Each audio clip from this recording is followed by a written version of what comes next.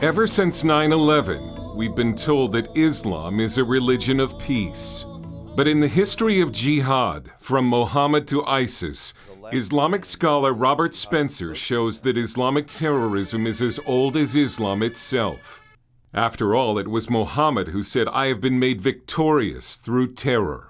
The history of Jihad is the first one-volume history of its kind in the English language to tell the whole truth about Islam's bloody history. 1400 years of Islamic war on the rest of the world. Robert Spencer is director of the Jihad Watch, is joining us now. His book is The History of Jihad from Muhammad to ISIS. Robert, thank you for being here. Thank you, sir. Great to be here. What is the deal on jihad? What have they done over the years? Pat, it's been a 1400-year war against non-Muslim countries, non-Muslim individuals. It's been characterized by terrorism, and it has been unremitting and relentless throughout history. There is no place in the world where Muslims have come that they haven't started wars against the non-Muslims.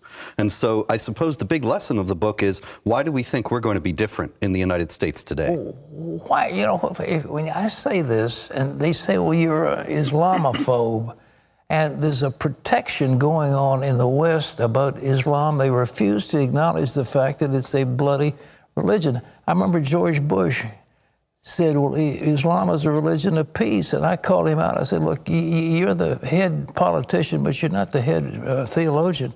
And Islam doesn't mean that.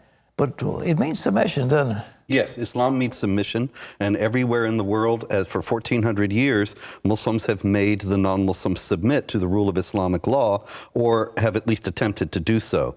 What this book shows, actually, the last chapter is called The West Loses the Will to Live, and it starts with George Bush saying that right after 9/11, and shows in all the chapters that go before that how ahistorical and contrary to fact Bush's statement was, and how disastrous it has been for American policy that he said that, and that it's become the basis for our dealing with the jihad threat. Does the State Department buy that? I mean, they still embrace that theory? Very much so. Obama made it even worse. In 2011, as I show in the book, he actually scrubbed all the counterterror training materials for the FBI and other agencies of any mention of Islam or jihad. Why? They demanded it, and he heeded them. Remember that Obama was very close to the Muslim Brotherhood, and when the Muslim Brotherhood was thrown out of power in Egypt in 2013, there were protesters in Egypt saying Obama is supporting terrorism, and he supported Muslim Brotherhood entities at home as well, the Council on American Islamic Relations, the Islamic Society of North America, and others, and they demanded that the counterterror training materials be scrubbed of all mention of Islam. Did he have advisors who were Brotherhood members or people like that? There were people in the Brotherhood who were in the Obama administration. You remember Muhammad Ali Biari, for example, was linked to the Brotherhood and was in the Department of Homeland Security, and there were others. But when Representative Michelle Bachmann called for an investigation, actually Senator John McCain denounced her on the floor of the Senate, called her an Islamophobe, and there was no investigation. Why? Why? The only thing I can think is that people have political calculations that are all wrong, that they think that if we ignore this problem, it will somehow go away, and if we speak about it honestly, that it will anger the Saudis and our other putative allies who aren't real allies at all, and they also may be paid. Some of them. What did Muhammad actually teach? I mean, this is the heart of the root of Islam, was the teaching of Muhammad. He is the so-called prophet. What did he tell his followers? He told his followers to invite non-Muslims to accept Islam. If they refused that, then to invite them to accept dhimmitude, the second-class status under Islamic law, denied basic rights. And if they refused both, then to go to war with them and kill them. And Muslims, as I show in the book, have acted on that throughout history. Well, he had a concept that there was a world of peace and a world of war. The world of Islam was submitted. And the Dar al-Harb was the world of war, and everything else was, I mean, they're at war with everybody then. Yeah, the name Islamic theologians have given to the non-Muslim world is the House of War, Dar al-Harb, and the imperative in Islamic theology is that Muslims must wage war against the Dar al-Harb and bring it into the Dar al-Islam. Well, what about, I mean, can you be a good Muslim and not buy into that theory? You can be a good Muslim and not do it, You might be engaging in jihad of the tongue, or jihad of the pen, or jihad of the pocketbook, struggling in different ways without waging hot warfare. But there is no mainstream school of Islamic theology or Islamic sect that rejects the idea that Muslims in the aggregate collectively must wage war against and subjugate unbelievers. Well, now, go back in history and give us some examples of what they've done.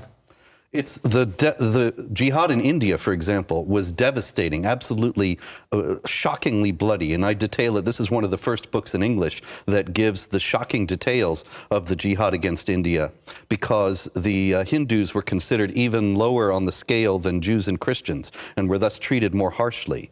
And one of the things that's noteworthy in the book is that there was a Muslim leader in the 16th century in India known as Akbar the Great, and he became disenchanted with Islam. And the more disenchanted with Islam he grew, the more tolerant and magnanimous and peaceful he became to the non-Muslims.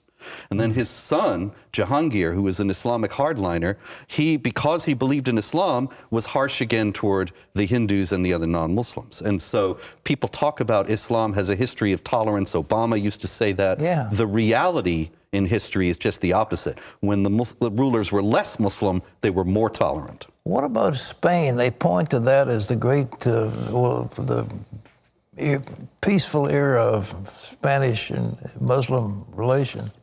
That's another historical myth. Is it? The Jews, and I show in the book from primary sources, the Jews and Christians only had it good in Muslim Spain when they knew their place. They accepted their second-class status and the denial of the rights. One time in the year 1066, a Muslim ruler had a friend who was Jewish. He placed him over the city of Granada. And the Muslims in Granada, they knew that Islamic law forbids a non-Muslim to have authority over a Muslim. So they rioted and killed 4,000 Jews, including the new governor, because they objected to this, and they objected to it on Islamic grounds. How did Spain come free from all that? Was there a war? 700-year war, 700-year Reconquista. 700 years? That's right. The Muslims conquered Spain in the year 718, and it was 1492 when Ferdinand and Isabella conquered the last Muslim kingdom in Spain. They had to fight that long? They did. They persevered. They called them a little small band of barbarians perched on a rock, the last Christian holdouts in Spain in the year 718. And the Muslims didn't even bother with them. There were so few of them, they thought they would just die off. But they became the linchpin of the resistance and grew and expanded their domains, and finally took 700 years. They won back the whole country. Well, what about the Battle of Tours? What about that? That was in the middle of France, right. Right in central France in the year 732. Right. Charles Martel, Charles the Hammer, right. He defeated the Islamic jihadis and drove them out of France. And it's interesting to note that many years later, there was a man named Adolf Hitler who said, isn't it a shame that the Muslims lost at Tours in 732? Because if they had won and conquered Europe, then the martial Germanic spirit would have been Islamized, and we would have been even more warlike and fierce. Well, that was the prelude to Charlemagne, the great king, after Tours. I mean, Charles Martel was... Yes, that's right. Charles Martel was, I believe, Charlemagne's grandfather. Okay. And so it was, if he had lost at Tours, there never would have been a Charlemagne, and France would have been Islamic. But still, I mean, but what were the Islamic? The forces were coming from out of... from Spain. From Spain, trying to conquer, Christian Europe, essentially. Oh, absolutely, yes. As a matter of fact, the invasion of Spain started in the year 711 when there was a Christian count, Count Julian, and he was angry with the Visigothic king of Spain, who was also Christian. And because of his personal anger with him, he went to the Muslim rulers in North Africa, said, I'll help you get across the strait and you can invade Spain. And so he did, and then the Muslims just kept going, conquered almost all of Spain, except for those barbarians perched on a rock, and then went into France and had gotten halfway across France before they were stopped at Tours. If it hadn't been for Tours, the whole of it, I mean, America would have been a Muslim country then. They were all Sure, because there was no other resistance. There was nothing else between them and Poland. After Tours, there was no significant army, no significant kingdom. So they could have conquered the whole of Europe. And then, of course, if Europeans settled America, then yes, would all be Islamic. What is the future of, say, England, for example? They seem to be embracing Islamic law. They're having courts that deal with Sharia law and things like that. Well, what are we going to do? The only future that England has is to either continue to submit and appease or to resist. Either way, it's going to be bloody, because there are always going to be some people who are going to say, I don't want to submit to Islamic law. But at the way they're going, they're going to be an Islamic country. How about America? America has a better shot to resist it because we don't have as large a Muslim population.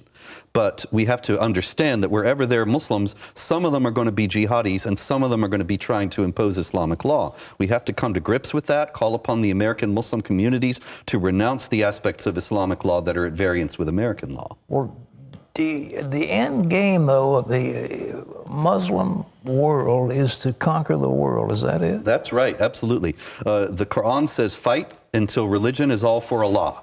That's a maximalist statement. If you're going to keep fighting until religion is all for Allah, then they have to keep fighting us until we become Muslim, and everybody else in the world as well. It's funny. They believe in that Mahdi who's going to be the 12th Imam. He's going to come, and actually Jesus is going to submit to him and said, I'm wrong and you're the right one. Is that it? Well, that's Shiite Islam has the 12th Imam. Most Muslims are not Shiites. Oh, they're not? It's about 15% are Shiites. That's the But Iranian. they all do have, Muhammad said that Jesus is going to come back, break the cross, kill the pigs, and abolish the jizya. That means that he's going to make war against the true Christians because they consider that Jesus is a Muslim prophet who did not die on the cross. So he's going to come back and break the cross, that is, destroy Christianity, kill the pigs, force the Christians to obey the food laws that the Muslims have, and abolish the jizya, the tax that the subjugated Christians pay. Yeah. So at that point, it's either be a Muslim or die. And they think Jesus is going to do that. You've got the man in Turkey now, Erdogan, who says that this is between the cross and the crescent, there's going to be a war. He said there's already there, doesn't he? Yes, he really wants one. He wants to be the next caliph. Yeah. The caliph is the leader of all the Muslims as the successor of Muhammad, and he's trying to set himself up to, there hasn't been a caliph since 1924. He's trying to set himself up to restore the caliphate and reclaim all the lands that the Turks once ruled as the caliphate, the last caliphate, the Ottoman Empire. And so he's put Greece and the Middle East and North Africa essentially on notice that he's going to try to reconquer them. That may seem crazy, and he may never be able to do it, but he's certainly not an ally of the U.S. For sure. Robert, they say this is the most comprehensive book on jihad that's ever been written. Am I saying it right? Well, I think so, yes. This is the first book and only book that covers all of jihad, not just against Europe, but against India, as I said, and also shows how the Israeli-Palestinian conflict is all part of the larger global jihad, 9/11, much more. Fabulous. The mission, the history of jihad from Muhammad to ISIS, wherever books are sold. Thank you for being with us. That's extremely interesting. Thank you. God bless you. Too.